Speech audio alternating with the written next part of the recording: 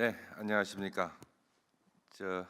글로벌 HR 포럼 2014 셋째 날, 실제적으로는 둘째 날, 트랙 A의 두 번째 세션입니다. 이 세션의 주제는 잘 아시다시피 안전하고 건강한 교육입니다. 우리 세션에서는 발표자가 두 분 있고요, 그리고 토론자가 두 분 있는 그런 시간입니다. 각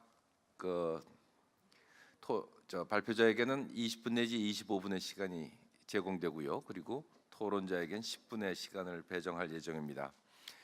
여러분들은 다행히 대부분이 우리말을 쓰시는 분인 것 같아서 마음 편하게 한국말로 진행을 하겠는데, 혹시 영어로 듣고 싶으신 분은 이 동시통역기를 사용하시면 됩니다. 예. 그러면 첫 번째 발표자로서 이종구 교수를 모십니다. 이종구 교수님은 서울의대를 졸업하고 오랫동안 보건복지부 공무원으로 근무하시면서 질병관리본부장까지 역임하셨고, 특히 여러분들이 기억하시는 신종 인플루엔자 때 아주 큰 활약을 보였던 분이십니다. 특히 또 이 보건 정책에 관한 경험이 굉장히 많으신 분이어서 주로 아마 학교 보건 증진에 관한 발표를 해주실 걸로 그렇게 믿습니다. 자, 이종구 선생님 부탁합니다. 예, 반갑습니다. I'm sorry, I speak to Korean.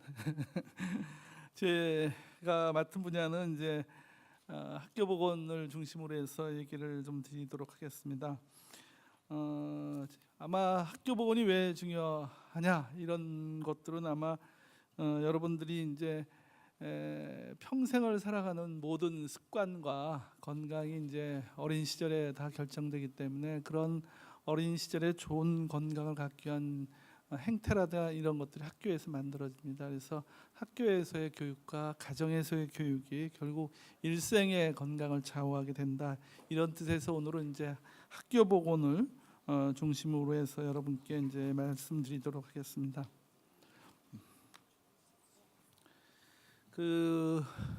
올해 이제 WHO가 월드 리포트를 하나를 발표를 했습니다. 월드 리포트의 제목은 Health for the World's Adolescent였습니다.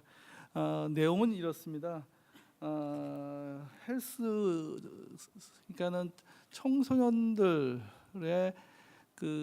건강 이슈가 뭔지를 분석을 한 다음에, 그 다음에 이제 이것들에 관련돼서 결국 증거가 있느냐, 프로그램들을 시행을 하면 효과가 있느냐, 이런 것들에 대한 가이드라인을 만들고 그거를 이제 각 나라에 리코멘데이션을 해주는 겁니다. 그러므로 인해서 청소년들의 보건 문제에 대해서 사회의 인지도와 경각심을 높이는데 이 보고서가 이제 만들어졌습니다. 이 슬라이드는 이제 빌 게이츠 재단이 도네이션에서 만든 인터내셔널 인스티튜트 오브 헬스 매트릭스 앤드 이밸류에이션에서 올해 작년이죠.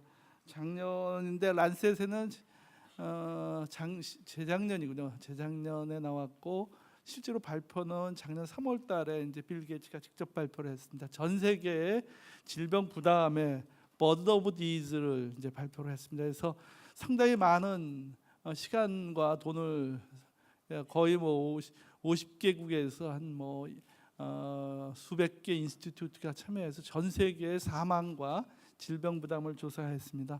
여기서 특이한 거는 이제 1920년서부터 1910년 사이 40년 동안 사망이 가장 많이 변한 것이 뭔가, 이제 이걸 찾아봤더니만 이 가장 많이 변한 거는 예방접종에 의한 사망이 많이 줄어들고요. 두 번째로는 감염병에 의한 사망이 많이 줄어들었고, 세 번째는 모자보건과 관련된 사망이 많이 줄어들어서 10세 보면은 10세 전후로 해서 14세 전후죠. 거기까지는 남녀가 동등하게 사망이 많이 줄어든 걸로 되어 있습니다. 근데 10세 지난 다음서부터 여성과 남성의 격차가 벌어집니다. 저기 보면은 왜 남성과 여성의 사망의 격차가 벌어지는지 저거를 이제 관심 갖고 보시면은 우리가 앞으로 학교 보건에서 뭐 해야 되는지 이런 것들을 유출할 수가 있습니다. 이걸 보면은 청소년들의 사망의 10대 원인을 보면은 첫 번째가 로드 인절입니다. 남성이 많죠, 여성보다. 두 번째 제일 많은 사망 원인인데 에이즈, 그다음에 이제 셀프함, 네 번째가 이제 인펙션, 감염병, 그다음에 다섯 번째가 이제 바이올런스, 폭력입니다. 그다음에 이제 물놀이 하다가 사망하는 거, 뭐 그다음에 간질, 뇌막염 이런 여러 가지 이제 질환으로 해서 사망하는데 제일 많이 사망하는 게 의외로 이제 사고사입니다. 그다음에 이제 전 세계로 봐서 아프리카 지역에 에이즈가 많기 때문에 인펙션으로 한 사망 중에서 에이즈가 이제 2위를 차지합니다. 사망 말고 그다음에 달리라는 이제 그런 그 비교 도구를 하나 이제 WHO에서 만들었습니다. 이거는 유병률을 조사하다 보니까 유병률이 그 사회마다 갖는 의미가 다르기 때문에 이걸 표준화시키기 위해서 달리라는 걸 만들었습니다. 달리로 이렇게 계산해 봤더니만 제일 많은 것들이 우울증입니다. 전 세계에서 우울증이 이제 그 달리로서, 그러니까는 저거는 손실 연수를 말합니다. 사망이 아닌 질병으로 인해서 이제 손실된 것으로 따져 보니까는 이제 이거는 우울증인데 여성에서 많더라, 이제 이런 거죠. 그 다음에 이제 두 번째 사망, 우리 질병 부담이 많은 것들 중에 하나가 인저리, 그 다음에 이제 빈혈, 그 다음에 에이즈, 그 다음에 자해, 뭐 폭력, 여기는 통증이 많이 있군요. 각종 이제 신체 활동을 하다가 통증이 온 것, 이런 것들이 이제 많은 이게 그 질병 부담 중에 하나입니다. 결국 이걸 정리하면은 결국 35% 정도의 그 글로벌한 디스 버든이 어렸을 때부터 영 칠드런 내지는 청소년기서부터 이제 기인하는데, 주로 이제 그 HIV 같은 경우가 사망의 두 번째를 차지할 정도로 상당히 많다. 그리고 최근에 이제 급격히 늘어나고 있다는 거고, 그 다음에 이 어른 청소년들의 사망의 모든 사망에서 5% 정도가 이제 알코올 때문에 일어난다, 이제 이런 내용이 있고요. 그 다음에 이제 이런 그 흡연이 결국은 시작하는 날에 두 사람 중에 한 사람이 청소년기에 이제 흡연을 한다. 그 다음에 이제 로우 인컴 컨트리에서는 뭐 기생충 질환이라든가 비타민 A 또는 아요딘 부족으로 인한 질병들이 이제 상당히 많은 이제 차지를 한다.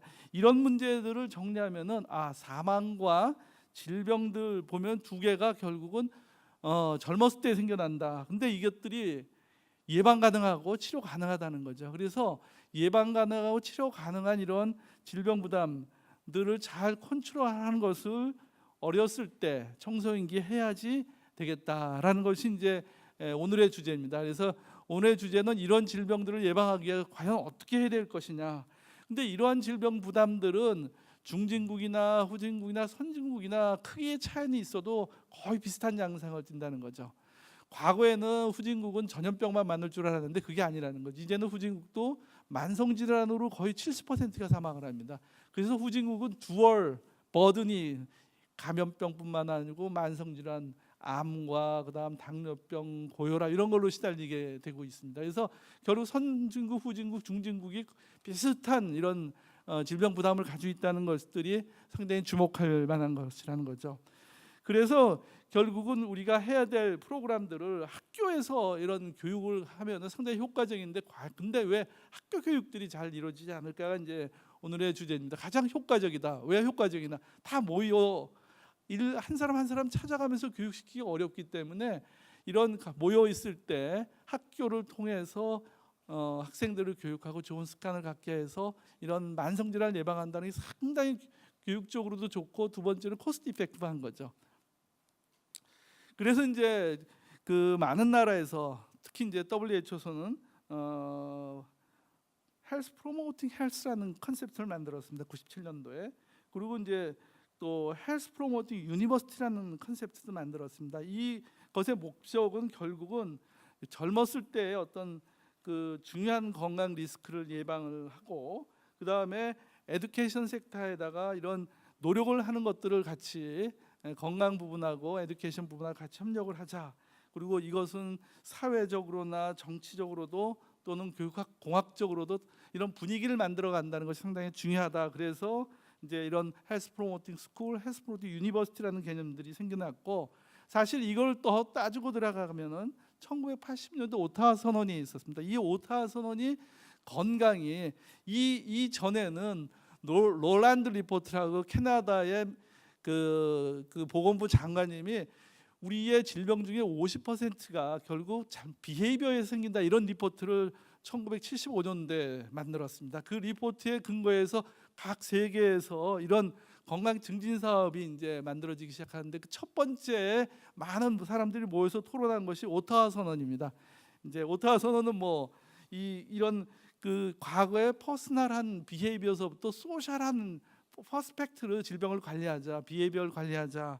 그래서 사회의 개인 비헤이비어, 소쇼 이코노믹한 측면뿐만 아니고 피지컬 엔바이러먼트, 소셜 인바이러먼트, 휴먼 바이올로지 뭐 이런 것들을 통틀어서 질병을 관리해야 되겠다, 리스크를 관리해야 되겠다, 이런 개념들이 오타와서부터 이제 출발을 하게 됩니다. 그래서 그런 것들을 하기 위해서는 건강 서비스뿐만 아니고 건강 부분에 대해서 폴리시도 개발해야 되고, 그 다음에 다른 섹터로부터의 지원도 받아야 됩니다. 그리고 지원 중에는 이런 많은 데이터를 콜렉션하고 리서치가 있어야 돼. 이런 걸 통해서 헬스 서비스라든가 폴리시가 만들어지고 다른 이제 부문을 같이 동참할 수 있도록 하는 것이 중요한 컨셉트 중에 하나입니다.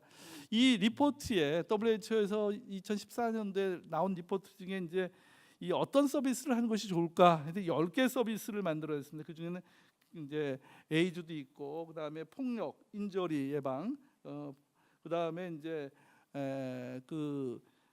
리프로덕티브 헬스, 생식 보건 문제라든가 멘탈 헬스, 정신 보건, 그다음에 이제 약물 남용 같은 문제들, 그다음에 담배 사용, 그다음에 예방 접종, 그다음에 이제 피지컬 액티비티, 신체 활동, 그다음에 이제 우리 영양, 이런 10개 주제가 아마 청소년들의 건강을 위해서는 중요한 주제다. 그래서 여기에 대한 대책들을 각 나라가 가져가야 되겠다. 이제 이런 것들이 이제 그 WHO의 리포트였습니다.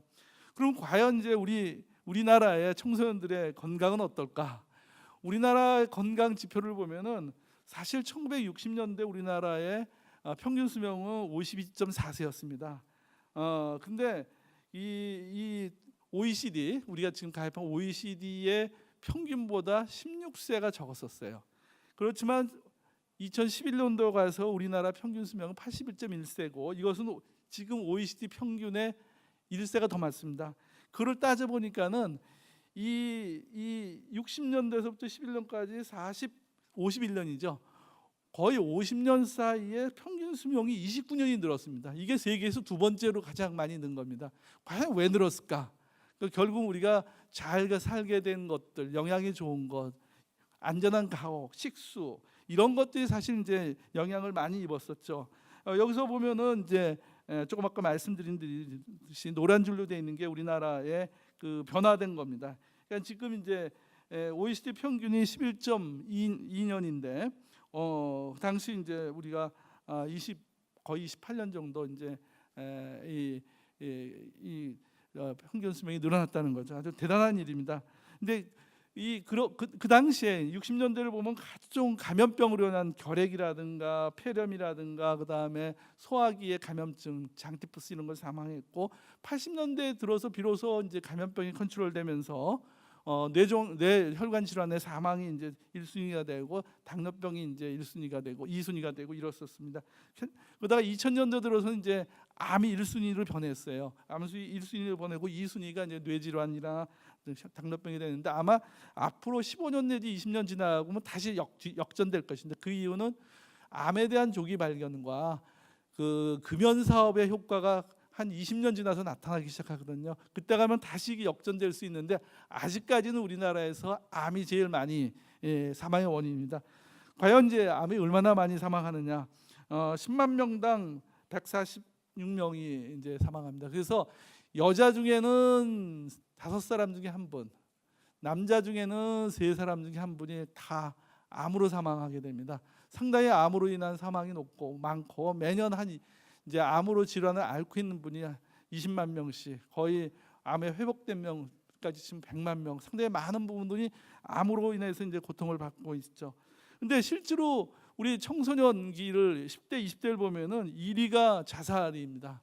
우리 건강 중에서 가장 큰 문제 자살 문제고, 두 번째가 이제 자동차 사고, 세 번째가 결국은 우리 암입니다. 그러니까 10대, 20대도 결국은 많은 암 때문에 사망하는데 10대의 암은 사실은 조기에 이제 청소년기보다는 어렸을 때의 암이 계속 진행되면서 사망하게 되는 경우가 많고요. 어쨌든 간에 이게 우리나라의 청소년들의 가장 큰 문제가 자살 문제하고 교통사고하고 암이다. 이 문제에 대해서 우리가 그러면 어떻게 해야 되느냐? 자살 문제를 보면은 OECD의 평균의 한 3배가 됩니다. 그리스의 거의 30배 정도 차이가 납니다. 왜 우리나라에서 이렇게 자살 문제가 많아지기 시작했냐? 자살이 증가하기 시작한 거는 1976년도 IMF 이후서부터 계속 증가하기 시작했습니다. 증가해서 2009년도에 월드 리세스, 경기 리세스가 왔죠. 다른 나라는 이 경기가 가라앉으면서 자살률이 높아졌지만 우리나라는 다행히 영향은 그렇게 입지는 않았습니다. 그렇지만은 1997년도 이후에 지속적으로 지금까지 이제 자살률이 증가를 하고 있고, 이 문제에 대해서는 전국이 정부가 정부적으로 나서 대처를 세우고 있지만 아직 뾰족한 대책들이 없습니다. 최근에 좋은 소식들은 연금이나 이런 것들이 확대되면서 노인 자살률이 줄어들기 시작하고 있다고 합니다. 그렇지만 청소년 자살률은 아직은 줄어들지 않고 있죠. 이 우리나라의 자살률이 10만 명당 거의 뭐 30명 정도. 암이 10만 명당 아까 보셨죠? 140명 정도인데 여기는 30명이니까 4분의 1 정도, 암 사망의 4분의 1 정도가 자살로 인한 사망입니다. 엄청나게 큰 손실입니다, 이게. 그다음에 이제 두 번째로 이제 자살, 만성 질환은 여기다 요약해 놓으면은 지금 이제 결국 건강 행태가 나빠지면은 청장년 층치에 가서 이걸로 인해서 우리 학생 때는 뭐 담벽이 이제 뭐 스모킹 레이트가 9.7%죠. 이게 청장년에 올라가기 시작하면 사회생활하면서 거의 남자는 45%, 여자까지 합치면은 한 20% 내외까지 올라가기 시작하는데, 이런 것들이 비헤이비어가 계속 증가를 한다는 거죠. 그다음에 이제 알코올 뉴스가 16%지만 청소년기에 청년기 가면 회사 가면 80%가 술 먹습니다. 그다음에 열심히 운동하는 거 청년기 가면 그렇게 늘어나지 않아요. 우리나라 요새 계속돼서 걷는 거 이런 것이 줄어들고 있습니다.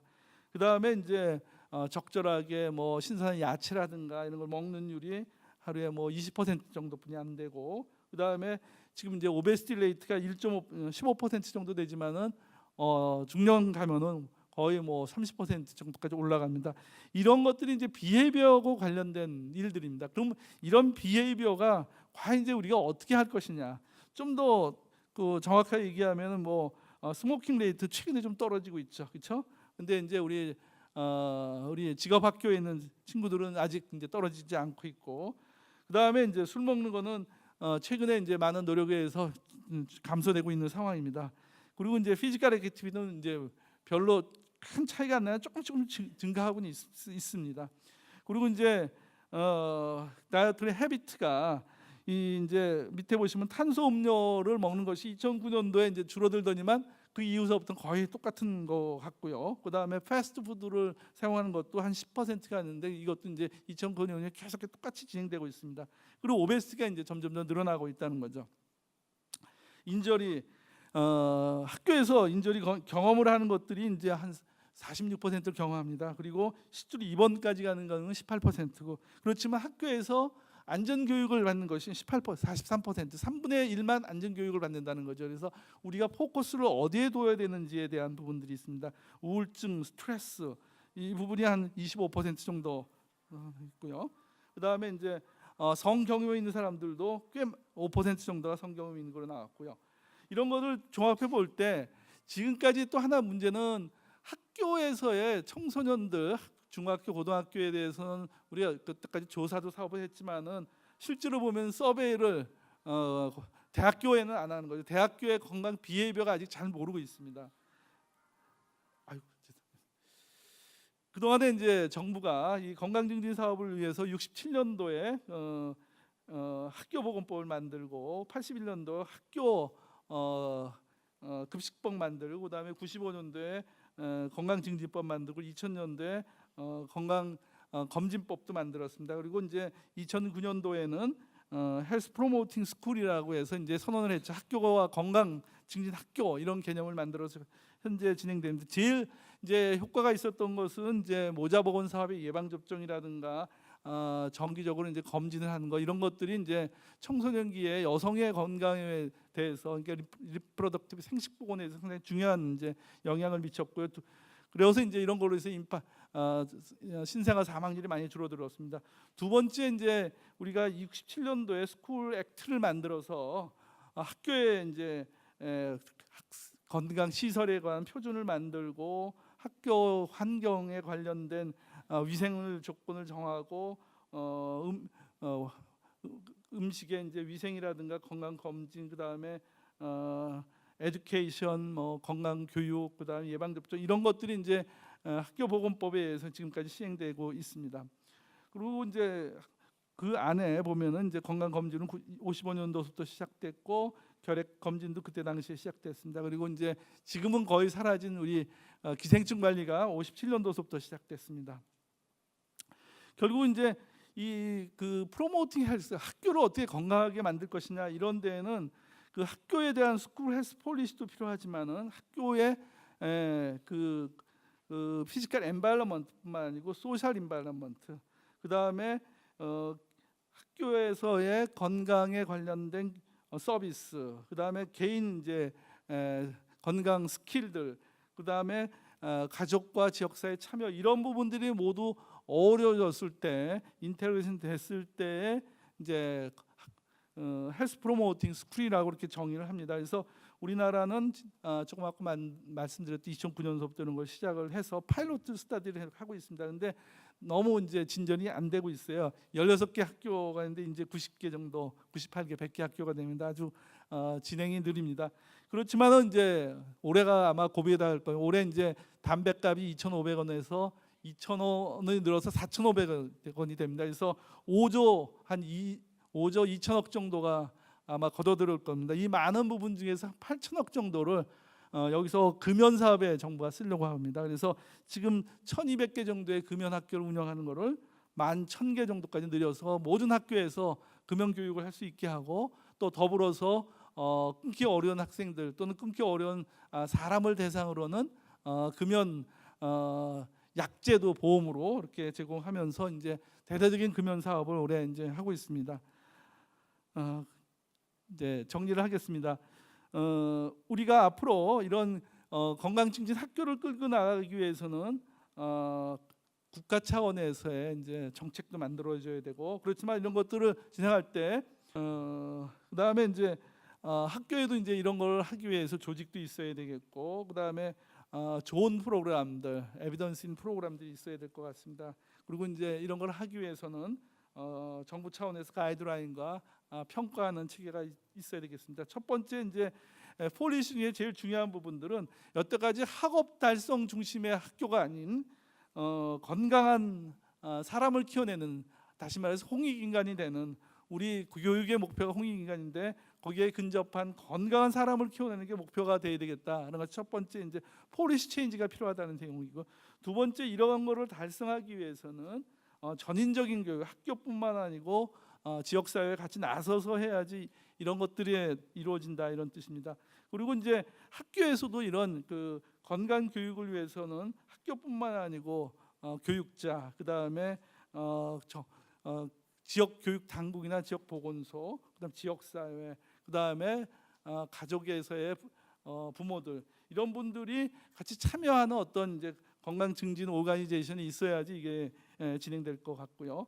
그다음에 이런 것들을 할 때 지속적으로 해야 됩니다. 그리고 한 가지 좋은 사례를 만들어서 이걸 근거로 해서 계속된 근거를 찾아서 좋은 프로그램을 키워 나가야 되고 이거를 하기 위해서는 정부 가이드라인뿐만 아니고 국가적인 가이드라인뿐만 아니고 이거를 평가하는 이런 툴들이 있어야지 될 거다.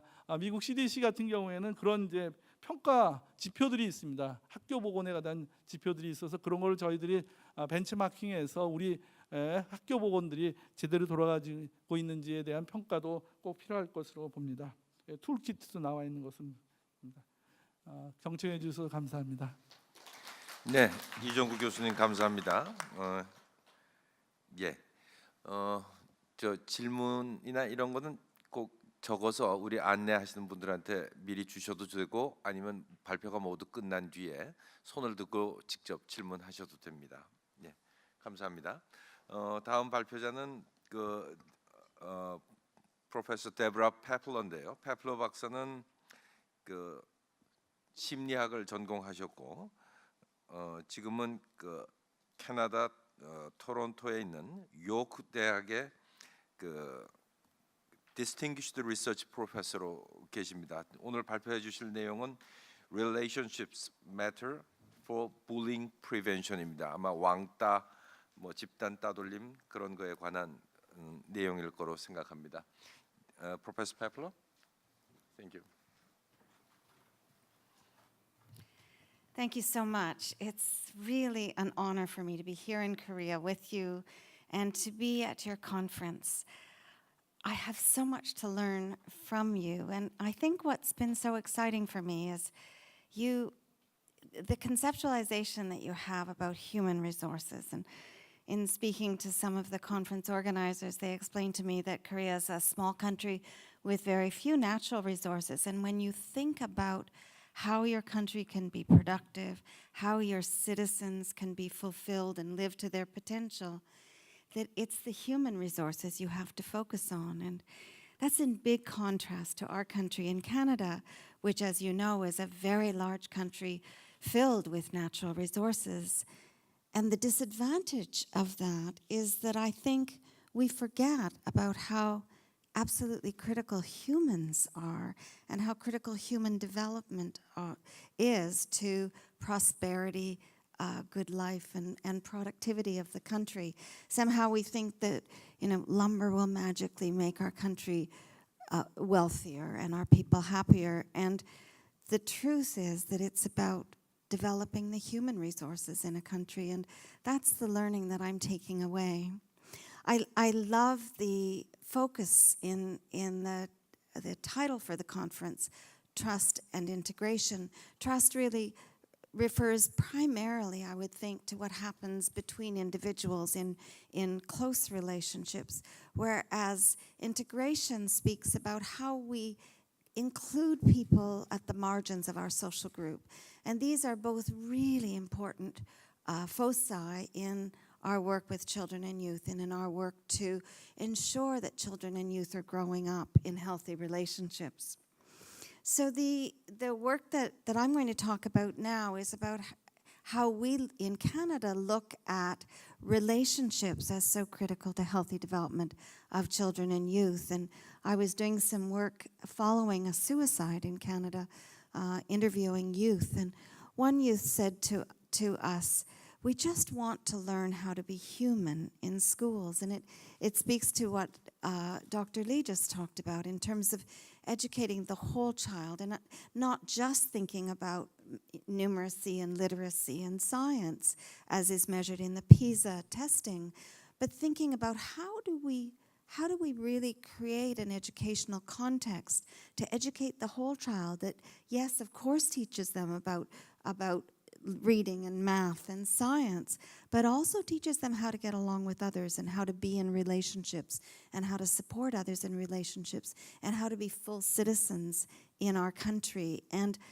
one of the challenges that we can work on together is how we get the OECD and their PISA testing to look at the child more holistically and understand that learning how to get along with others is just as important as learning how to read and do math, and yet it's so much more complex. And we just assume that this is going to happen for children and youth, and we need to be more systematic and actually teach young people how to be human.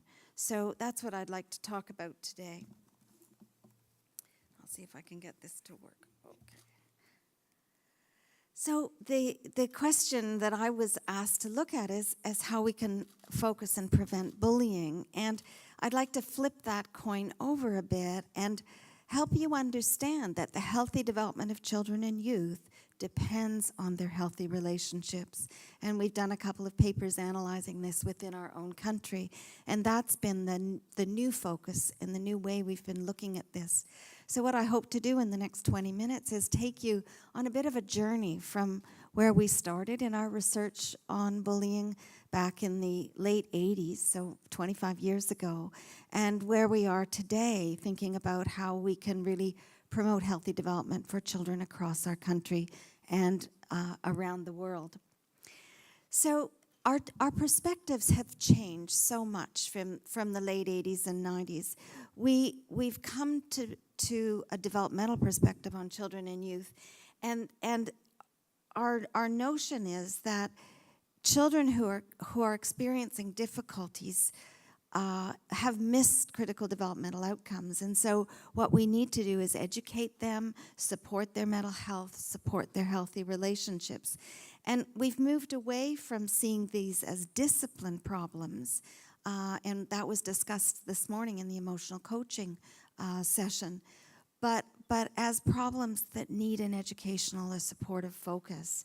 And so the switch has been from figuring out how to discipline and punish these children to saying, what are these children missing in terms of their development? What do we need in place to help them develop in the ways we would like them to develop?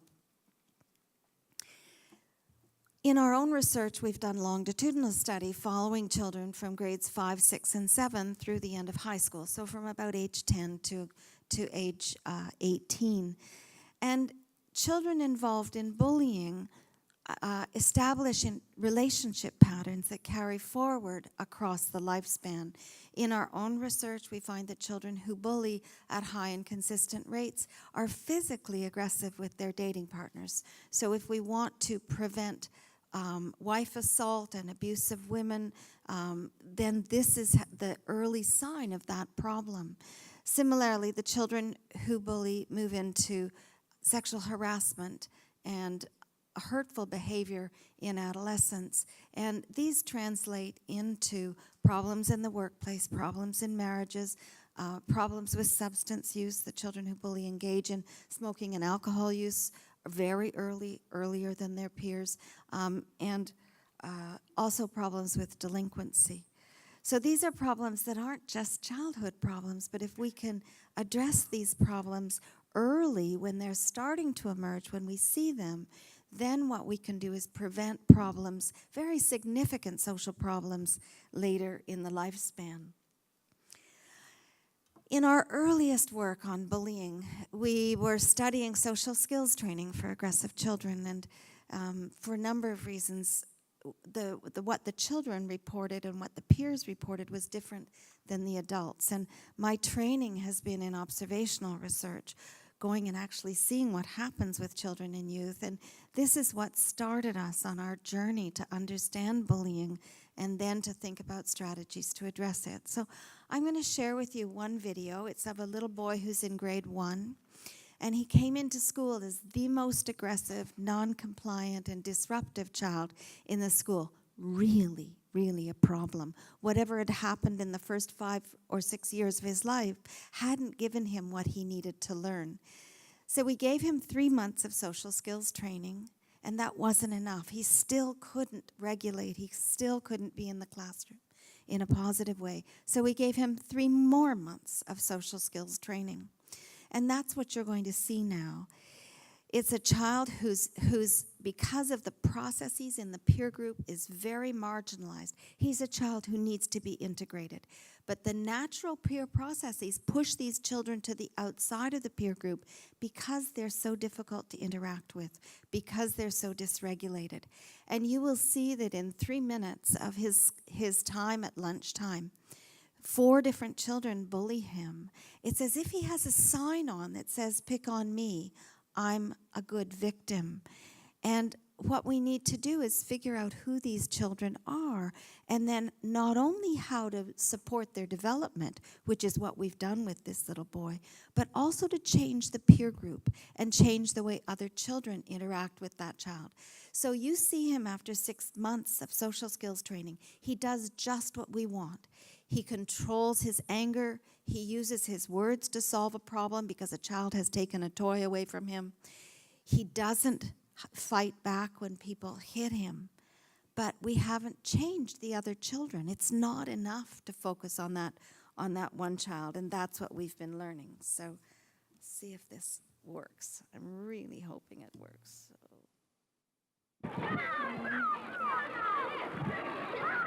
We have a microphone on him so we can hear what he's saying and what others are saying.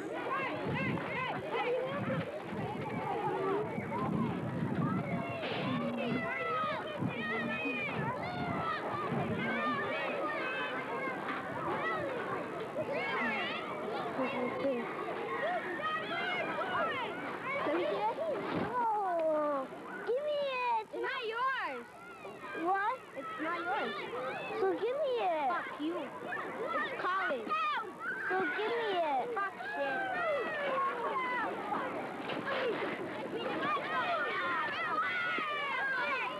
How's that? I'm allowed to play with it anytime I want.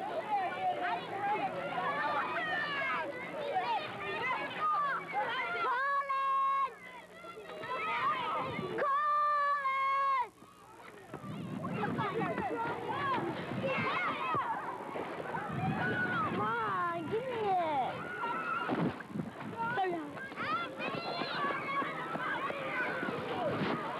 Hi, son. No, we have to go see the okay, but let's go. What's this? None of your business.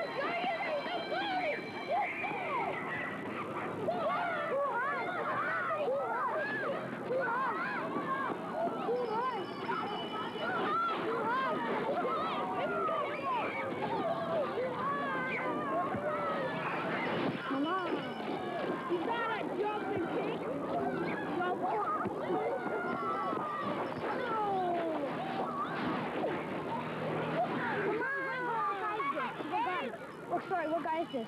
I don't know. It's a spit I was trying to center it, but then it went too far. I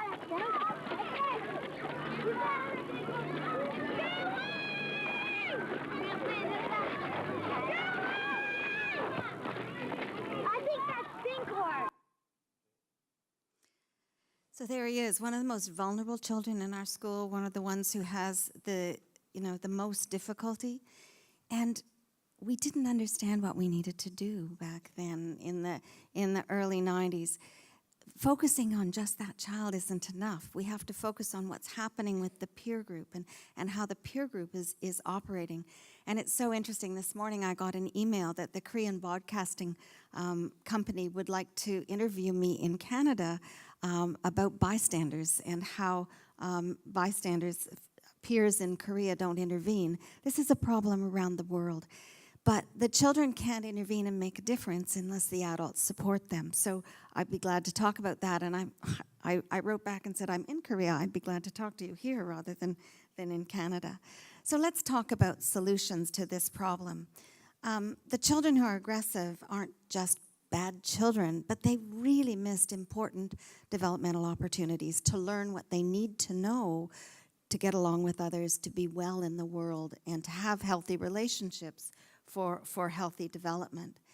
And victimized children aren't safe, and they're not integrated. The peer processes, and we see this in hundreds of hours of videotapes, is when a child isn't able to interact successfully, they get pushed to the margins like this child and have nobody to interact with and are very vulnerable to being victimized. And so they're not integrated.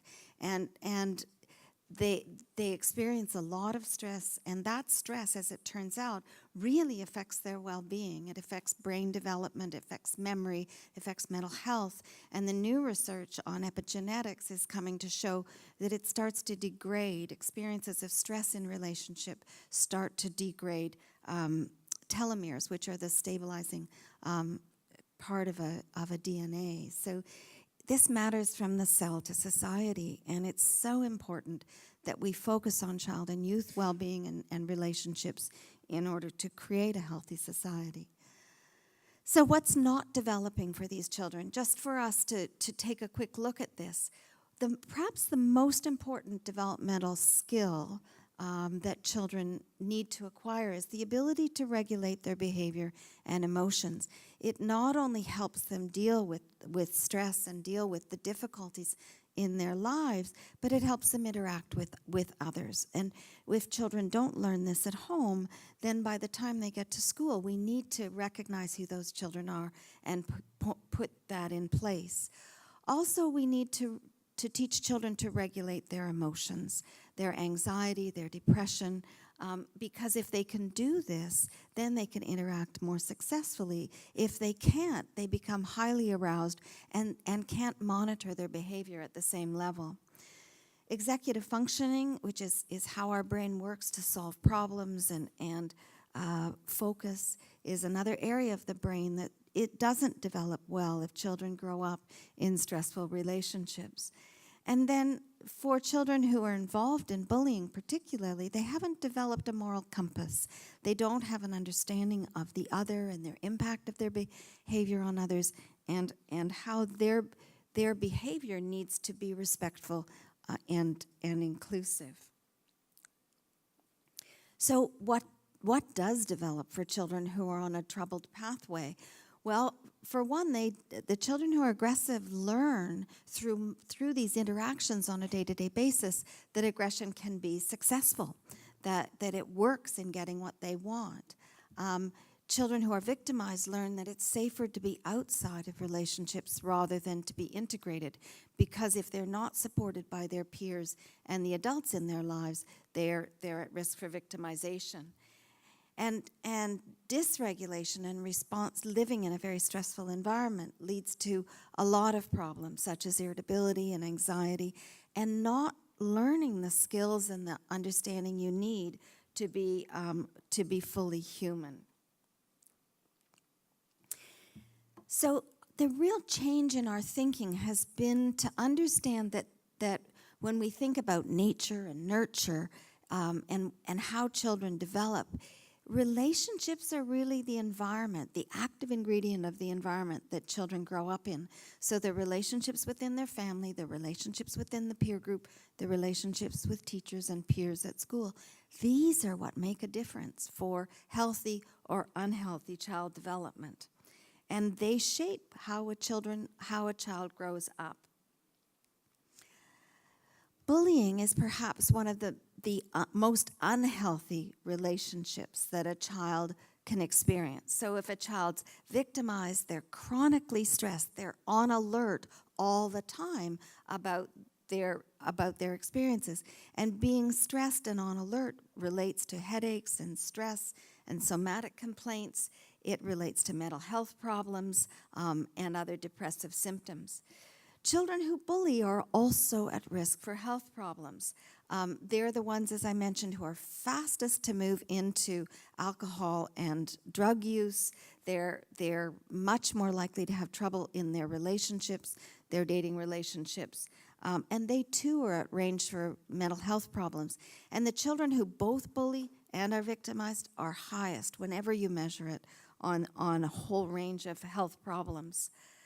So how can we prevent bullying and victimization? And how can we prevent the mental health and physical health problems that are associated with these very stressful relationships? How can we move toward a solution for these problems here in Korea, in Canada, and for children all around the world. Well, I think one of the things to think about is how we educate children in terms of math and reading, for example. We identify children who have problems very early. As soon as we see those problems, we give them extra support for their learning in a very graded way. We engage both the child and the family in solving the problem. It's not a problem that the school can solve by itself. We have supports that are tailored to the needs of the child. And we check to see whether the child is learning the things that he or she really needs to learn. And I think this educational model can help us think about these problems for bullying. So when we think about bullying, it's as if you need binoculars to solve the problem. One of the lenses, of course, is to look at the child's strengths and how that child's doing, where they're experiencing difficulties, what supports you can put in. But that's only part of the picture. And like binoculars, you can't see in 3 dimensions unless you include the other lens on what are that child's relationships like? How does that child relate to others? How do others relate to that child? And what can we do to shift those relationships? How can that child be integrated rather than excluded in the school context? What can we do to support the parents to help that child? What does the teacher need to understand about that child in order to support him or her? So we have developed, and these are available on our website, prevnet.ca, but we've developed sort of 5 basic strategies to promote healthy relationships for children and youth. And we think that this starts with us as adults, that it's our self-awareness, it's our awareness of how we relate to children, how we relate to each other, what the tone of our voice is, what our body language is telling children. Because if they don't trust us, if they don't feel a connection to us as adults, they are not going to be motivated to learn. They're going to be motivated to distance themselves from us rather than to approach us, especially when they have problems. What we found in Canada is that the training of teachers, the training of leaders in recreational settings, in community settings, focuses very much on controlling children and ensuring that children are safe and supervising children well. And in the programs we've looked at, it has nothing on how you build a healthy relationship with a child, what that looks like, how you help children relate to others in a more positive way and shift peer dynamics, how you, as adults, when you relate to each other, model for children. And so we have a lot of emphasis on building rapport and building a positive relationship with children and among children. And then we talk about scaffolding, which is an educational term developed by Bruner and others, that you need to, it's almost as if you need to build supports for a child that are tailored to his or her needs. So this has an individual focus. It's what does that child need to do a bit better in the context in which he or she lives. And then we have another term that we made up called social architecture. And this refers to the role that we have as adults in children's lives to ensure that children are integrated, ensure that children are included, and to dissipate, to take apart groups that are very negative. So in our videos, we see groups of children who should never be allowed to play together, because whenever they get together, they start to bully and they start to make a theater happen on the playground. And so for teachers to be aware of those children, when they come together, they really get into a lot of trouble, is what we refer to as social architecture. So it's really having a sense of the peer dynamics in a social group. And finally, there needs to be system change. And we saw that in Dr. Lee's talk. There needs to be change within the school, but beyond the school. So Canada has a strategy that's quite exciting. It's called Networks of Centers of Excellence, and it challenges researchers to get out of their ivory tower and learn from the people who are on the ground and doing the practice in everyday life. And this is the opportunity we've had, and we've developed the Promoting Relationships and Eliminating Violence Network, PrevNet, which is really about preventing problems and preventing bullying problems and promoting healthy relationships. Oh, look at that funny thing. So So PrevNet is really, we're working on a societal approach to promoting healthy relationships, and this is our website. And the way you prevent violence is to ensure that children are growing up in healthy relationships.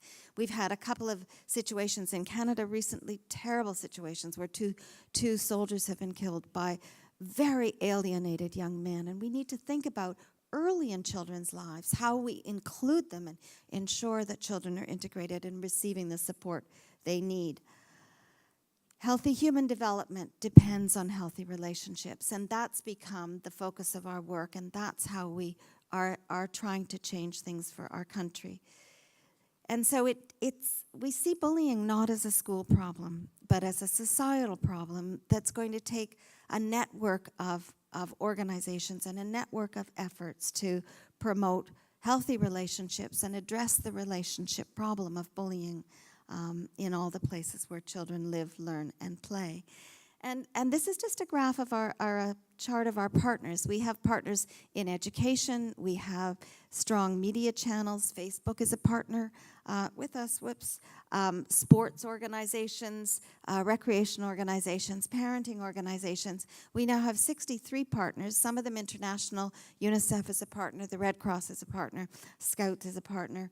And we're trying to work together to co-create resources and co-create a change in our country for children and youth.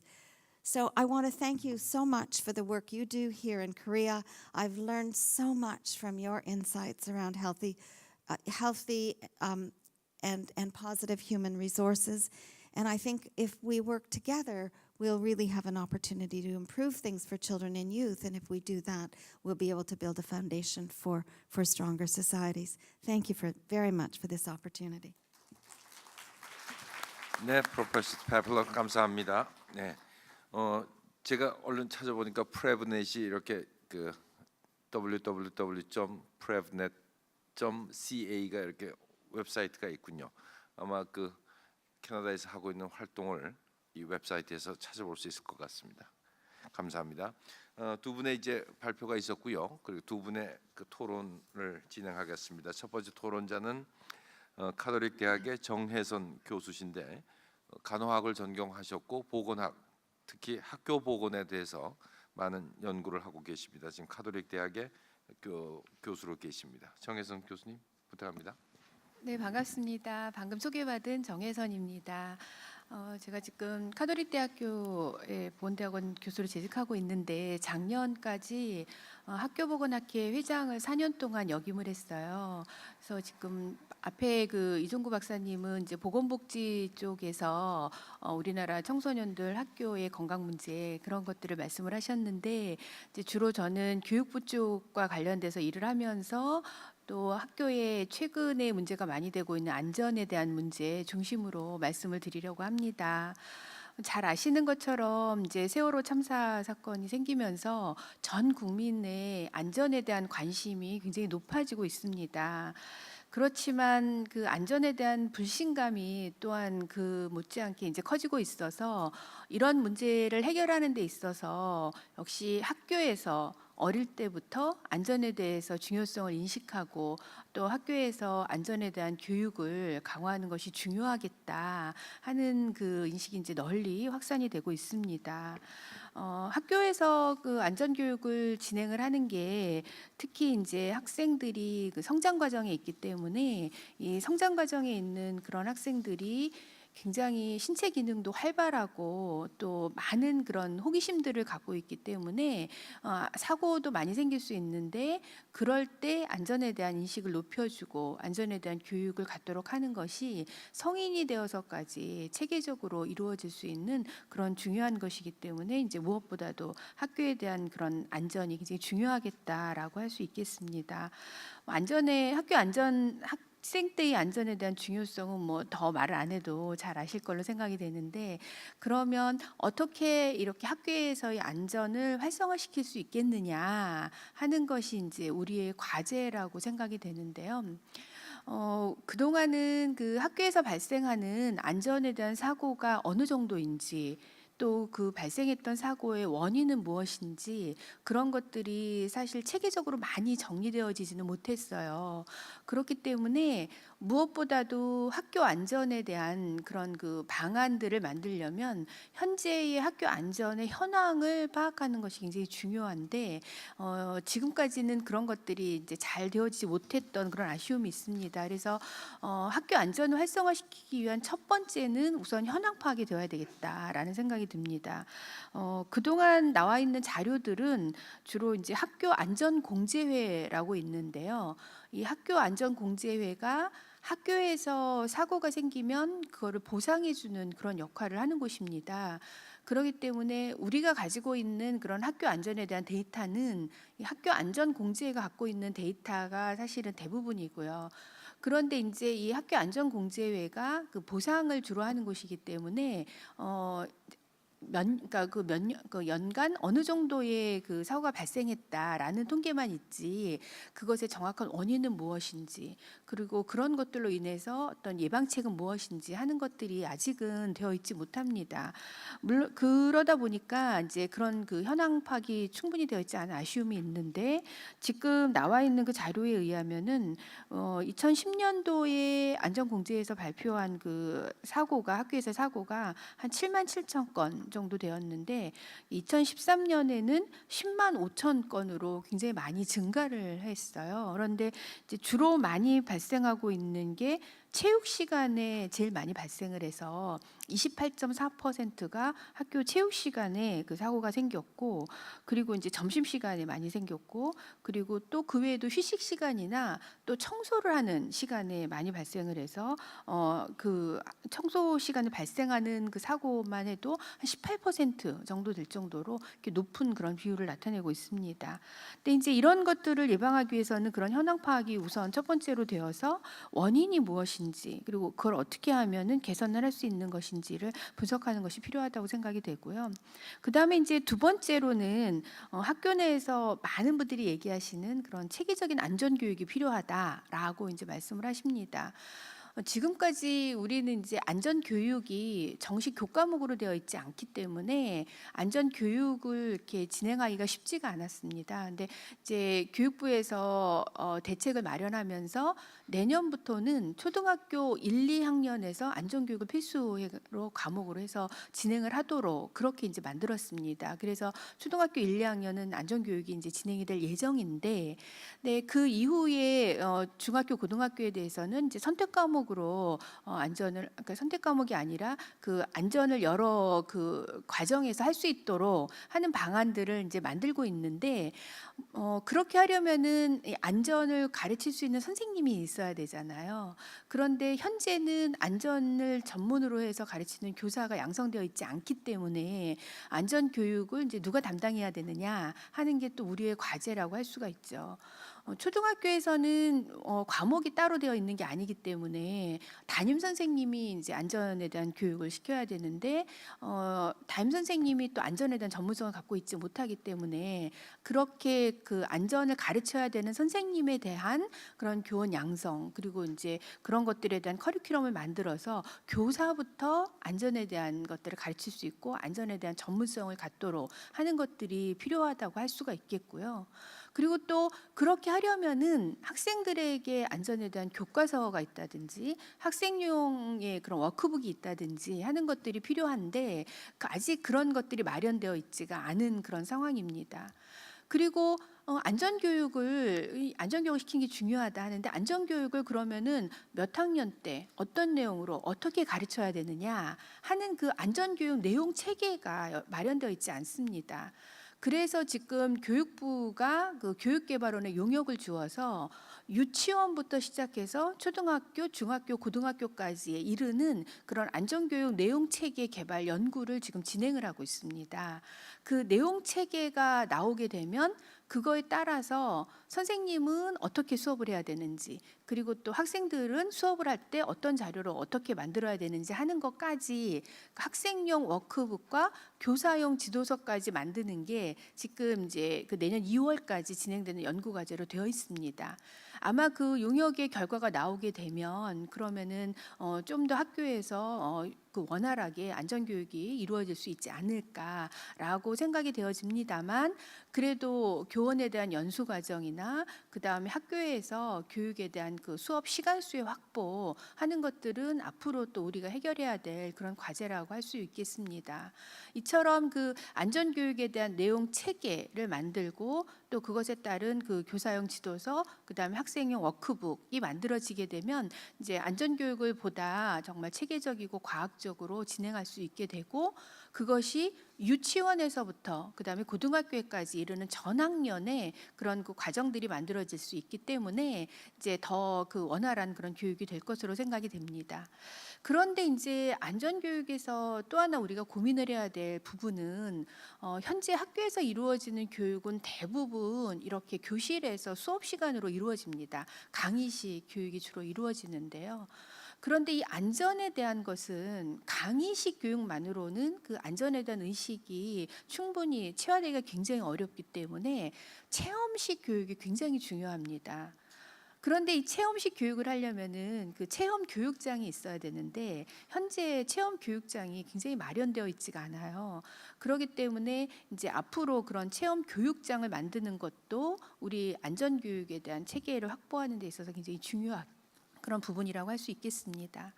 그다음에 이제 세 번째로 중요한 것은 아까 그 이종구 박사님 말씀하시는데도 나왔습니다만, 그 학교 내에서 그 건강 증진 학교라고 하는 게 그동안 좀 이루어져 가지고 이제 시범 사업으로 쭉 되었었는데, 학교 내에서 안전에 대한 그런 문화를 조성하는 게 굉장히 중요한데요. 지금 학교의 과목들은 대부분 우리 그 학교 과정이 다 입시 중심으로 되어 있기 때문에 그 실제로 학교에서 배우는 것도 다 입시하고 연관이 되어 있어야만 그 관심을 갖고 이제 진행이 되어져 오고 있죠. 그런데 거기에 안전이라든지 보건을 얘기하는 것이 그 입시 과정에 들어가 있지 않으면은 중요하게 느껴지지가 않기 때문에 그거를 담당하는 선생님도 힘들고 학생들도 배우려고 하는 의지가 높아지지 않는데, 그런 것들을 학교 내에서 안전과 보건에 대한 그런 문화를 조성을 해서 진행을 하는 것이 굉장히 중요합니다. 근데 그런 문화를 조성을 하려면은 학교의 정식 그 커리큘럼 교과 과정과 그 다음에 그 외에 방과 후 수업이라든지 이런 것들이 함께 결합이 된 학교 내에 그런 그 프로그램들이 마련이 되어지는 게 필요한데요. 우리가 그동안 2009년부터 건강증진 학교라는 거를 만들어 가지고 진행을 하면서 바로 그런 그 안전과 보건에 대한 그런 문화를 형성하고, 그런 것들이 무엇보다도 교육 과정과 결합이 되어서 나타나는 것들을 이제 진행을 해왔는데 굉장히 좋은 그런 성과를 거두었어요. 이 건강증진 모델 학교가 이제 2009년에 처음 시작이 되었는데 2009년 말에 시작을 해서 그때는 16개 시도별로 하나씩 지정을 해서 16개 학교를 지정을 했습니다. 그리고 이제 그 이후에 그 한 개씩을 더 지정을 해서 2010년부터 11년까지 31개의 학교를 시범 사업으로 지정을 해가지고 건강증진 모델 학교의 사업을 추진을 했는데, 그렇게 진행을 해보니까 그동안은 그 건강이라고 하는 건강증진이라고 하는 게 주로 보건교사 선생님에 의해서 이제 진행되어지는 그 수업 시간 외에 금연 사업이나 비만 사업 그렇게 많이 생각을 해왔는데, 그런 것들이 아니라 학교에서 교장 선생님부터 모든 담임 선생님이 같이 관심을 갖고 교직원과 학생 그리고 또 학부모까지 참여하는 그런 형태로 이 건강증진 모델 학교가 이루어지면서 굉장히 좋은 그런 성과를 거두어서 2012년부터는 전국의 100개 학교를 건강증진 학교로 지정을 해서 이제 진행을 했습니다. 3년 동안. 근데 이제 100개 학교 중에 이제 2개 학교를 빼고 98개 학교가 진행이 되었고, 중간에 그것에 대한 이제 평가 과정을 거쳐서 올해까지 이제 87개 학교가 그 사업에 참여를 했는데, 이렇게 한 학교에 대해서 저희가 3년 동안 1년에 3천만 원씩 그렇게 예산 지원을 해서 3년 동안 사업을 진행을 해왔습니다. 당초에는 이 사업을 더 확대를 해서 매년 100개씩을 더 추가 지정을 할 예정이었는데 이제 아쉽게도 그게 더 진행이 되어지지 못하고 3년 동안에 12년부터 14년까지 한 3년 동안의 사업이 이제 올해 종료가 됩니다. 그래서 올해 해온 것들을 3년 동안에 해온 사업을 평가를 해서 저희가 내년부터는 건강증진 학교에 대한 인증제를 만들어서 진행을 할까 그렇게 계획을 진행을 하고 있습니다. 죄송합니다. 근데 네, 이제 인증제가 이제- 아직 확정된 건 아니기 때문에 그런 것들이 이제 확정이 돼서 진행이 되면 훨씬 더 안전과 보건에 대한 것들이 원활히 이루어질 것으로 생각이 됩니다. 이런 것들을 통해서 이제 체계적인 안전보건 교육과 그다음에 안전에 대한 중요성을 더 인식을 하게 되면 그러면은 앞으로 정리해 또 주십시오. 안전에 대한 실천 능력을 배양하고 또 각종 사고를 예방하는데 훨씬 도움이 많이 될 것으로 생각이 됩니다. 예. 이상으로 제가 준비한 내용 말씀드렸습니다. 예, 감사합니다. 네. 금방 그칠 걸 제가 나섰군요. 죄송합니다. 예.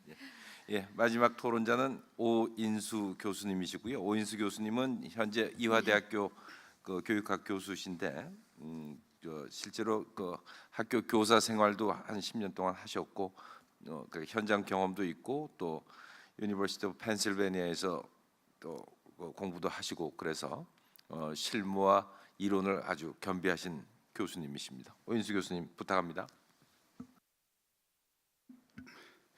예, 오늘 귀한 자리에 토론의 기회를 주셔서 너무 감사드립니다.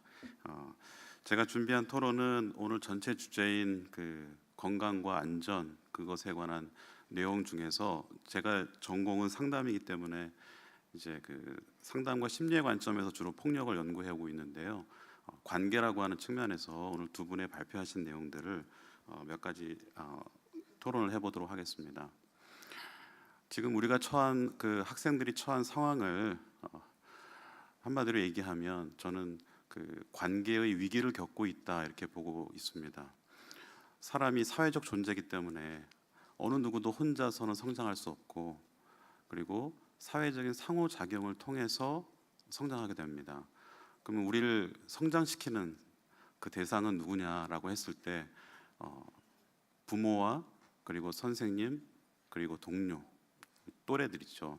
이 세 주체들과의 상호작용을 통해서 결국 학생들은 성장하고 발달하는데 이 세 주체 사이의 관계가 어떠한가를 우리가 현재 다시금 생각해 보면 학생들이 적지 않은 위기에 있다 이런 생각이 듭니다. 그 대표적인 예로 바로 가족을 들 수 있습니다. 우리가 잘 알거니와 한국이 이혼율이 매우 급증하였고 또 가정의 역기능 또한 증가하고 있습니다.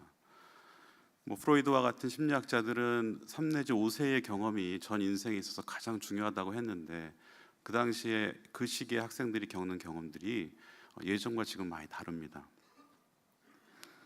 교사와 학생 사이의 관계 역시 예전과 조금 많이 다른 양상을 보이고 있습니다.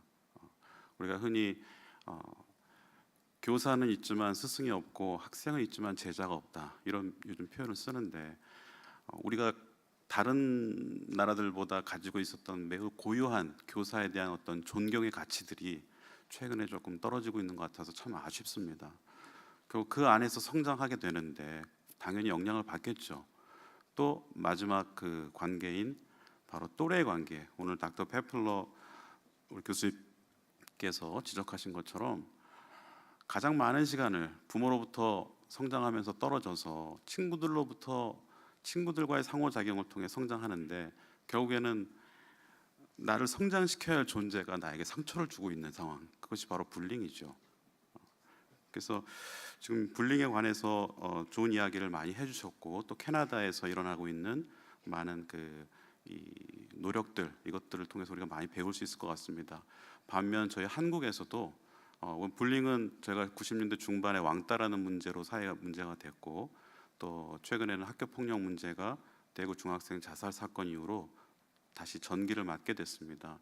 그 과정에서 우리가 배우게 된 몇 가지 교훈들이 있다고 저는 생각합니다. 첫 번째는 학교 폭력이 저는 진화하고 있다고 봅니다. 지금 다른 나라와 달리 우리나라는 학교 폭력에 대해서 전수조사를 실시하고 있는 나라입니다. 학교 폭력의 실태를 파악하기 위해서 모든 학생들에게 조사를 하는 나라가 찾아보기 힘든데 그것도 2번에 걸쳐서 계속적으로 트랙을 하고 있습니다. 최근에 조사에 의하면 가장 최근의 조사에 의하면 보통 우리가 학교 폭력 가해와 피해 비율이 10% 내외를 차지하고 있습니다. 전 세계적으로. 하지만 2012년도에 보고에 의하면 저희가 급격하게 줄어들었습니다. 이것은 대구 중학생 자살 사건 이후에 교육부에서 교육부와 정부 종합적으로 실시하고 있는 학교 폭력 종합 근절 대책안의 일부 결과라고 저는 생각합니다.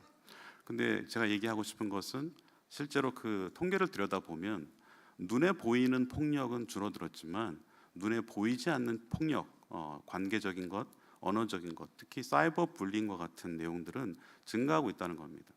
학생들이 내가 가해자로 지목받았을 때 처벌을 받게 되어 있습니다. 학교 폭력 및 예방 및 대처에 관한 법률에 의해서 9가지 조치 중에 하나를 받게 되어 있는 상황을 알기 때문에 그러한 외적인 조치에 학생들이 대응을 하고 보이지 않는 형태로 가고 있다. 이제 그것을 우리가 조금 주목해야 된다고 보여지고요. 또 한 가지는 여전히 우리가 가해와 피해자라고 하는 이 양자 구도에서 학교 폭력의 문제를 지금까지 봐왔습니다. 가해 학생은 조치를 하고 피해 학생은 보호와 치료와 하고 있습니다.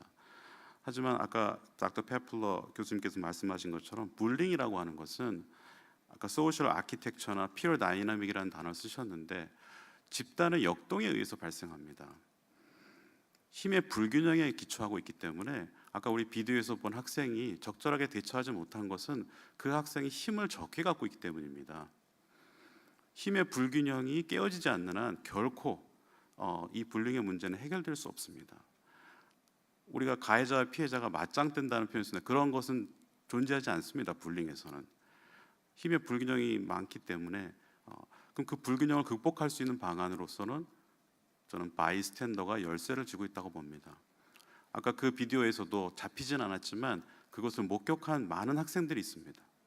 그 학생들이 학교 폭력을 해결할 수 있는 열쇠를 저는 갖고 있다고 봅니다. 1차적으로 그 학생들의 수가 힘의 불균형을 깰 수 있는 원동력이 되거든요. 근데 재미있는 것은 마지막 부분에 어떤 학생이 괴롭히기 시작하니까 막 여러 학생들이 달려들어서 괴롭히기 시작하는데 바이스탠더를 연구한 학자들에 의하면 주동적으로 괴롭히는 아이가 있지만 괴롭히는 아이를 돕는 아이가 존재하고 또 그것을 방관하는 아이가 존재하고 피해자를 방어하는 아이가 존재한다는 걸 저희가 알고 있습니다. 결과적으로 동조자나 방관자를 어떻게 방어자로 역할을 바꿀 것인가, 그것이 앞으로 우리가 해야 할 예방 교육의 초점이 되어야 한다고 봅니다. 결국 가해와 피해자 중심에서 이제 방관자와 주변인을 모두 포함하는 접근이 저는 필요하다고 생각합니다. 두 번째는 이종구 박사님 말씀하신 그 학교의 건강의 문제, 청소년의 건강 문제 중에서 저는 그 중에 이 정신 건강에 관한 이야기를 하고 싶습니다. 지금 우리나라 학생들은 아까 닥터 페플러 교수님께서 피사와 같은 국제적인 학업 성취도 평가를 언급하셨는데 우리나라는 여전히 다른 나라들보다도 매우 높은 학업 성적을 유지하고 있습니다. 공부를 잘하는 거죠. 공부를 잘할 수밖에 없겠죠. 공부를 얼마나 열심히 합니까, 우리나라 학생들이요. 그런데 OECD 국가 중에서 행복 지수는 계속 최하위를 달리고 있습니다. 저는 그런 상상을 해봅니다. 만일 각 나라의 대표 학생들을 한 교실에 모아넣어서 우리나라의 대표 학생이 한 명 있다면 그 학생은 어떤 모습일까? 그 학생은 우리 반에서 1, 2등 하는 애입니다. 근데 그 학생은 매우 슬픈 아이입니다. 매우 스스로를 불행하다고 생각하고 행복하지 못하다고 생각하는데 공부는 잘하는 아이가 있다면 저는 그런 아이가 우리나라의 모습이 아닐까 생각합니다. 결국 이러한 학생들이 처한 정신 건강의 문제를 우리가 사실 많이 좀 간과하지 않았나. 여전히 우리가 교육이라고 얘기할 때 이 교라고 하는 부분에 너무 많은 투자를 한 반면에 육이라고 하는 부분에 있어서의 투자를 게을리해서 저는 교와 육의 불균형이 현재 문제를 잘 보여주고 있다고 봅니다. 최근에 상담 인력이나 이런 부분이 증가하고 있지만 학생들의 정신 건강에 관한 부분들이 이제 저희가 좀 더 눈을 뜨고 바라봐야 할 문제이지 않은가 이런 생각이 듭니다. 마지막으로 저는 이 불링 문제와 학생들의 정신 건강 문제를 종합하면서 그러면 그 해결책을 어디서 찾아야 할까? 우리는 그와 같은 해결을 할 만한 능력들을 숨겨져 있는 능력들이 있을까 이런 생각을 해봅니다. 제가 그 건강과 그리고 청소년 안전 이런 문제를 이제 관계라고 하는 키워드로 풀어보고 싶다고 말씀드렸는데, 그리고 우리가 처한 관계 위기를 말씀드렸는데, 우리를 성장시켜야 할 관계로부터 상처를 받는다면 우리는 관계로부터 회복될 수 있습니다. 그러면 우리가 어떻게 관계를 통해서 회복시키고 우리는 어떠한 장점을 갖고 있냐라고 했을 때, 우리 민족은, 한국 사람들은 매우 관계지향적인 민족이고 집단주의적인 민족입니다.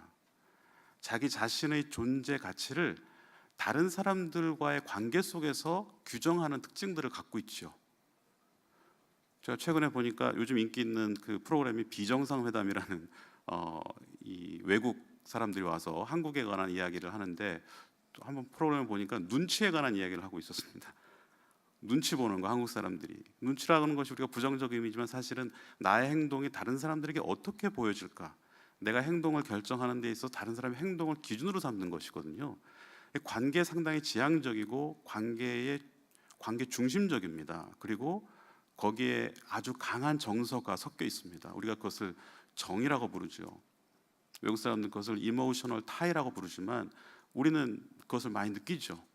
저는 그 부분이 우리가 그 서양적인 개인주의적인 것과 집단주의적이라는 하는 두 가지의 커다란 어떤 오리엔테이션 사이에서 우리가 집단주의적 관계지향적인 문화를 갖고 있을 때, 사실 그렇기 때문에 더 많은 상처를 받을 수 있지만, 누군가로부터 고립되거나 따돌림 당했을 때 더욱더 큰 상처지만 그것을 회복시키는 방법 역시 우리가 가지고 있는 강한 정서적인 유대감, 이런 것들을 회복시키는 데 사용할 필요가 있다.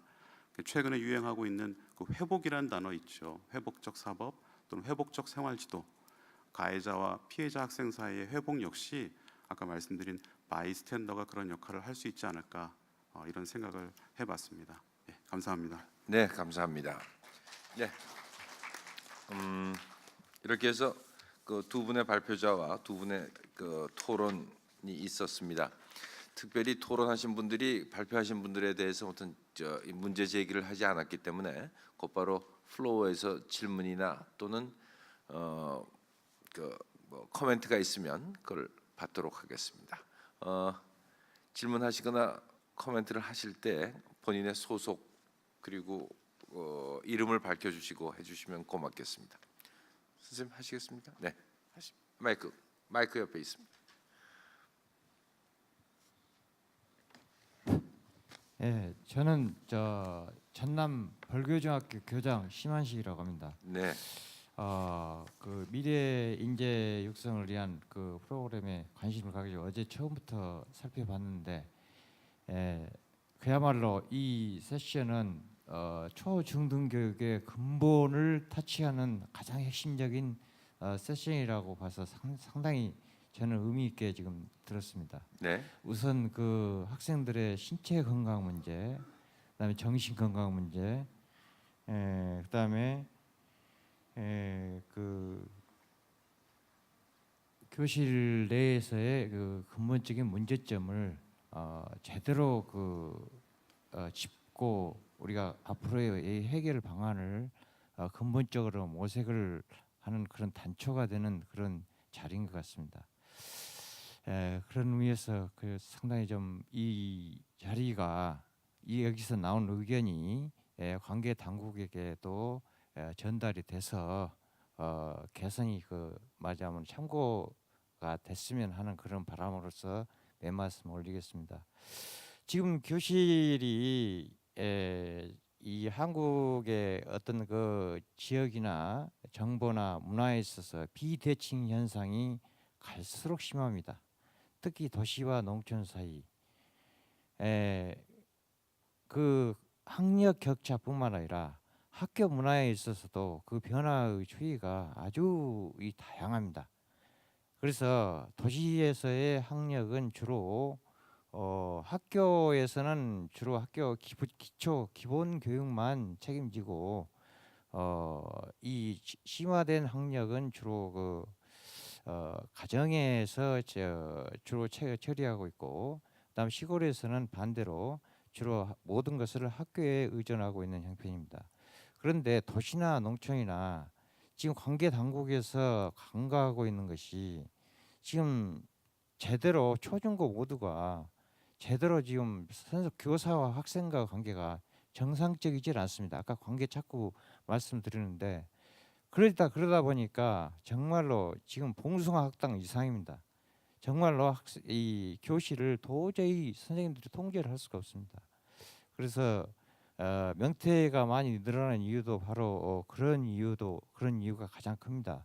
그래서 제가 보기에는 그 방법을 해소하는 가장 기본적인 것은 교육의 그 근본을 지금 2015 개정 교육과정을 지금 추진을 하고 있는데, 거기서 그 기본적인 근본 교육, 아까 안전 교육 같은 거, 이 정서 이런 교육에 지식 교육도 중요하지만은 그런 맞아 학생들의 그야말로 인성을 기본적인 인성 캐릭터 플러스 퍼스널리티를 본격적으로 다룰 수 있는 그런 그 교육 과정이 필요로 하고, 그다음에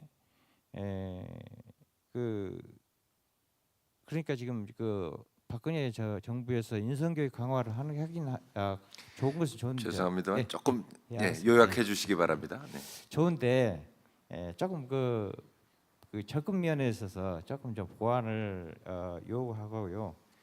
2015 교육과정에서 결국은 그런 것이 반영이 되는데 여기서 나타난 의견들을 제대로 개진했으면 합니다. 이 정도 마치겠습니다. 네, 감사합니다. 특별한 질문은 아니고 아마 교육부에서 이게 참석하신 걸로 알고 있고요. 예, 신 교장 선생님의 제언을 그대로 수용하겠습니다. 네. 또 다른 분 코멘트나 질문 있으면 네, 저쪽에 계신 분. 안녕하세요. 네. 아까 이름과 소속을 밝혀주시고. 네. 예, 청소년 기업에 운영하고 있는 김지영입니다. 네. 말씀하신 발표하신 선생님 중에서 저는 네. 좀 늦게 들어왔는데요. 네. 오 교수님한테 아까 네. 말씀해주신 것 중에서 관계지향성이고 그다음에 우리나라가 정에 의한 어떤 문화를 가지고 있고 그다음에 집단 체제 때문에 사람들이 그 집단 속에서 자기의 어떤 그 정체성을 찾고 그렇게 한다고 했는데 저는 반대의 생각을 해봤어요. 우리나라의 경우에는 많은 사람들이 있는데 어떤 질문을 하라 그러면 질문을 잘 안 해요. 왜 그러냐면 다른 사람이 나를 잘못 질문했을 때 어떻게 생각할까? 그리고 아이들이 관계 속에서 자기가 옳은 게 있어도 대다수의 사람들이 옳지 않을 경우 내가 옳다는 것을 말하기가 힘들어요. 그래서 아이들이 어떤 교육에 가장 문제점이 있냐면 자신에 대한 정체성 그리고 철학 교육이 우리나라에 부족하다고 생각합니다. 그 철학 교육이 없는 집단 관계 지향적인 부분이 계속 유지가 된다면 나 개인이 가지고 있는 독창적인 생각, 내 개인이 이 관계 속에서 말하고 싶지만 말할 수 없는 어떤 진실성 그리고 그것을 증언하는 목격자로서의 어떤 역할을 해낼 수 없다고 생각을 합니다. 그런 것들이 어떻게 보면 정의라는 부분에서 우리 한국이 갖고 있는 가장 큰 맹점이 아닌가 저는 그렇게 생각하고 있습니다. 역시 질문은 아니고 그냥 본인의 의견 제언해 주셨습니다. 고맙습니다. 네, 이쪽에 계신 선생님. 네. 안녕하세요. 좋은 말씀 많이 들었습니다. 저는 아까 정 박사님이 말씀하신 한국교육개발원에서 연구를 하고 있는 양승실이라고 합니다. 근데 저는 아까 정 박사님 말씀하신 안전교육 내용 체계를 연구하는 것은 아니고요. 제가 이제 연구를 시작한 지 한 3주 지났는데 학교 안전교육의 전반적인 대책이랄까요? 정책 이것을 연구하기 시작했습니다. 그런데 제가 여기서 말씀드리고 싶은 거는 두 가지인데요. 하나는 익숙한 관행과 결별하자는 거 하나 하고 그다음에 민감성을 키워야 되겠다는 그 두 가지를 말씀을 드리고 싶어요. 그게 뭐냐면 사실은 제가 안전 이 전문가가 아닙니다. 그런데 이 프로젝트를 관리하면서 안전 사고라는 말이 너무 이상하게 들렸어요. 안전하고 사고는 굉장히 맥락이 다른 말인데 우리가 아무 의심 없이 안전사고라는 말을 쓰고 있더라고요. 이건 누가 만들어낸 사전에도 없는 말이고요. 사실은 이거는 아마 언론에서 만들었든지 이제 그럴 것 같은데 이게 사실은 안전하면 대책, 안전을 위한. 근데 안전사고 그러면 안전을 위한 사고인가? 뭐 너무 안전을 신경 써서 만들어진 사고인가 이렇게 생각할 정도로 그런데 우리는 아무도 여기에 대해서 반론을 제기한 사람이 없었던 게 아닌가 하는 생각이 들어서 제가 지금부터는 안전사고라는 말을 쓰지 말고 부주의 방심사고 이런 말로 이 단어를 고쳐 쓰자 이제 이런 얘기를 하려고 하는 생각이 있고요. 또 하나는 아까 정 선생님께서 외부의 전문가를 학교에 안전 교육을 시키는 사람으로 들여올 것 같은 그런 제안을 시사를 하신 것처럼 전 들렸는데 저는 지금 우리 학교에 있는 선생님들을 준 안전 전문가로 연수를 하든지 아니면 이런 민감성을 키우고 익숙한 관행과 결별하는 그런 훈련을 시키는 것이 시급하다 이런 생각을 합니다. 그래서 학교에 계신 교원들이 안전 전문가가 되실 필요는 없어요. 그러니까 외부의 안전 전문가들과 연계시켜 준다든지 이런 역할을 할 수 있고 안전이 뭐라고 하는 마인드를 그러니까 불안전한 것이 뭐라고 하는 마인드만 가지고 계시면 될 거라는 생각이 들거든요. 그래서 교사들을 이렇게 안전에 민감하고 그런 사고에 민감한 그런 것, 그다음에 무엇이 불안전한 상황인가, 위험을 인지할 수 있는 사고 이렇게 했으면 좋겠거든요. 그래서 저는 사실은 아까 세션에서도 그런 말이 나왔지만 한국 학생들이 배워야 될 게 너무 많습니다. 그래서 안전을 또 다른 교과로 만든다든지 이런 것은 제가 사실은 신중하게 접근해야 될 거다. 그래서 뭐 안전은 모든 교과에 아까 지난 시간에 무슨 다른 주제도 뭐 글로벌 시티즌십이나 이런 것도 다 교과로 만들 것이 아니라 모든 교과에 녹여서 안전 교육을 시켜야 된다 이렇게 생각하는데 아까 발표하신 선생님들 어떻게 생각하시는지 모르겠고요. 그리고 페플러 박사님 아주 좋은 말씀 많이 들었는데 이제 캐나다가 전 참 부러웠어요. 이 자원이 많아서 이 자원이 많은 것이 휴먼 리소스를 개발하는데 도리어 장애가 된다 이런 이제 말씀을 하셨는데 우리 이 나라도 사실은 왕따 문제가 캐나다 못지않게 심각할 거라고 생각이 듭니다. 그런데 우리는 이 정신적인 안전에 대해서 아까 오 박사님 굉장히 신경을 많이 쓰신다고 했는데 눈에 보이는 안전을 기본으로 해서 정신적인 안전도 담보가 된다고 생각이 들거든요. 네. 요약해 주십시오. 네, 그래서 캐나다에서는 이런 눈에 보이는 상처, 그러니까 외상이라든지 뭐 시설이라든지 그런 거에 대한 안전은 어떻게 하고 계신지 알고 싶습니다. 감사합니다. 네, 의견 주장이 있으셨고요. 안전사고는 일본에서 만든 말로 제가 알고 있습니다. 그리고 아마 마지막에는 페플러 교수님한테 질문이 하나 있었는데, Do you understand her questions? Yes. In Canada, we talk about intentional and unintentional injuries. So they try to divide it up that way. And there are children who are much more prone to injuries than others, and it has so much to do with regulation and what I talked about in terms of emotional and behavioral regulation. So if a child can stay calm and not get over-aroused, they're much less likely to have accidents. So I think that there are some individual ways of approaching it and again some systemic ways of approaching this issue. Thank you for your question. 자, 이제 시간이 다 됐는데요. 질문이나 코멘트가 있으신 분이 있으면 두 분만 받겠습니다. 이렇게 두 분만 받겠습니다. 네, 먼저 질문하시고 그다음에 마지막 질문하시면 됩니다. 먼저 하십니까? 네, 하세요. 하세요. 네. 네, 감사합니다. 저는 부산 조그만 영도라는 섬에 있는 그 학교 동삼중학교 교장 김수자입니다. 네. 저희는 작은 학교이기 때문에 50명의 교사가 단 한 명의 학생도 포기하지 않겠다는 캐치플레이를 걸고 폭력 학생, 관심을 많이 요구하는 학생들에게 집중적으로 그 교육력을 쏟고 있습니다. 근데 학교장으로서 늘 딜레마에 빠지는 것이 이 한 학생을 위해서 쏟아지는 이 많은 교육력의 손실이라는 표현이 맞는지는 모르겠습니다. 이것이 인근의 그 주변의 학생들에게 어떤 그 또 손실을 가져오는지 그런 것을 굉장히 고민하고 있습니다.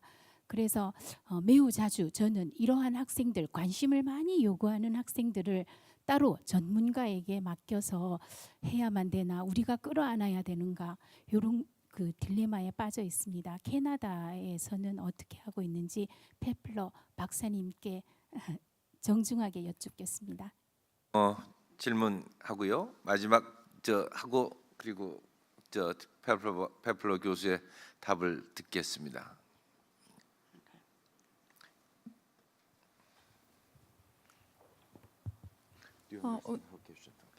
일단 오늘 발표 너무 잘 들었고 지금 토론하는 시간도 너무 의미 있는 시간인 것 같습니다. 저는 네. 서울여자대학교 이번에 갓 졸업한 아직 학생이고요. 네, 저는 고등학생 때부터 장애인 친구들과 같이 이제 봉사활동을 진행을 해왔어요. 사실 이제 왕따 문제 같은 경우를 많이들 얘기를 하시는데 제가 생각했었을 때 제가 봤었던 장애인 친구들 중에 왕따를 겪어보지 않았던 친구들이 없었어요. 정말 많은 친구들을 봤는데 정말 한 명도 없더라고요. 이런 쪽에 왕따를 연구하시고 왕따 문제에 대해 연구하시고 교육에 관해서 연구하시는 이제 학자분들께 얘기를 문제를 그러니까 해결책 같은 거를 여쭤보고 싶은데요. 그러니까 장애인 학생의 왕따 문제에 대해서 어떤 해결책이 있을지 한번 여쭤보고 싶습니다. 네. Okay, Professor Pepler. So let me answer the questions, both questions, quickly. In Canada, we often try to have educational assistance supporting a child who has disabilities or differences and who's struggling in school. But peers can also be very important, and there's a program called Circles of Support that you can teach or engage peers to also help that child, and it's a good learning experience for the peers to help those children. So there you can bring in other adults, but also engage the peers. We too have been focused on children with disabilities, and I have a doctoral student here, Jessica Jong, who's a Korean Canadian, who's now working on this for her dissertation. And the understanding that we need is that these children are different or have disabilities, and it's not about changing those children. They're vulnerable because of these differences and disabilities. And so what you need to do is change the other children around them and help them understand the disability, and we've written quite a bit about this. Give them insight and understanding into what's different and why that child is not able to do some things, and then engage them in supporting that child and learning about the special aspects of that child. So the child may be, have cerebral palsy but has a beautiful smile. The child may have autism but is really a wonderful artist. So ways of helping children understand differences and the natural process, and you have to push against this, but the natural process when somebody's different is to back off and not interact with them. And so what we have to do is help children and teachers recognize that natural tendency and then overcome that and begin to understand that person as a human being with, yes, of course, difficulties, but also wonderful strengths. So that's what we mean by social architecture in both of these cases. When you engage peers, you engage them to integrate that child, and that's why I like trust and integration so much as concepts. Thank you. 질문하실 분이 굉장히 많고 그럴 걸로 알고 있는데 우리가 예정된 시간이 있어서요. 이번 세션을 이걸로 마치고자 합니다. 오늘 발표해 주신 이종구 교수님 그리고 페플러 교수님 그리고 두 분 토론자께 뜨거운 박수 보답하시기 바랍니다. 감사합니다. 네.